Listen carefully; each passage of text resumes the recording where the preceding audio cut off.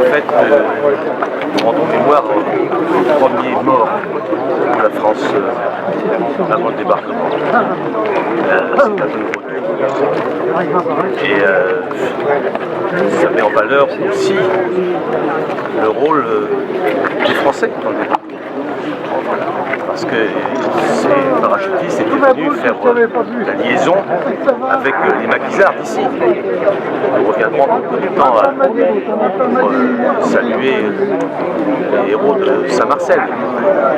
Et donc, en Bretagne, en Normandie, dans le reste de la France, les résistants étaient dans la camp. Et le caporal Bouétard a été le symbole de ce lien entre la France combattante qui se préparait à Londres et la France combattante de Londres, et ils se sont retrouvés ici pour le premier acte.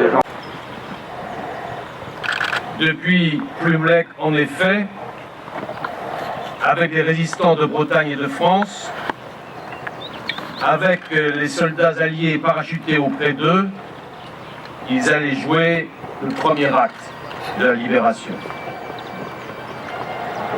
70 ans après, leur geste héroïque reste comme le symbole du débarquement qui a commencé à travers eux. Nous sommes le 5 juin de l'année 1944. Il est 11h30, dans une nuit épaisse. 18 Français libres du Special Air Service s'apprêtent à prendre pied sur le sol de France. Répartis en deux groupes, sous le commandement du lieutenant Marienne et du lieutenant Deplante, ils sont parachutés au-dessus des landes de l'Envaux. Un combat qui nous honore autant qu'il nous oblige. Et à leur égard, nous avons une dette inestimable.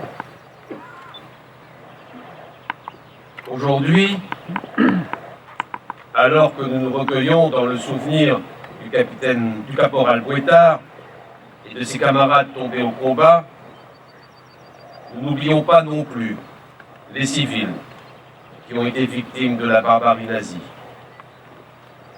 Dans ces combats qui ensanglantèrent Plumelec et ses environs 2 mois durant, plus de 40 Méléciens laissèrent leur vie. Les Bretons, comme les Normands et bien d'autres Français, ont payé un prix très lourd pour permettre la libération. C'est aussi un souvenir à tous que nous commémorons aujourd'hui à Plumelec.